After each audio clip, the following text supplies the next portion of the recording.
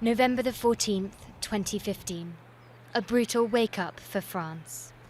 After attacks in Paris and its outskirts, much of the capital is shut down. The streets are empty. Police and army patrol. The country is in shock. 1 year on, having endured more terror attacks along the way, French people are refusing to give in to fear. But some things are easier said than done. We're less trusting. We're more vigilant. I, for instance, never used to be careful to pay attention when a veiled woman passed by me. You walk into a cafe and or maybe concerts, football games, big gatherings. You can't not think about it. The attack on the Bataclan concert hall was very damaging for the concert industry. Ticket sales for live events were down 80% during the 2 following weeks. Venues turned to bouncers to reassure the public, but the landscape has changed.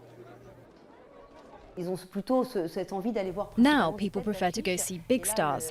In terms of live music, less people are going to watch emerging artists in small concert halls where audiences are down by 9%.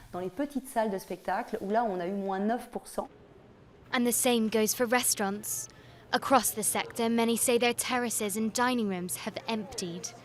Even this summer, restaurants reported an 11% drop in business within Paris and a 6% drop across France. The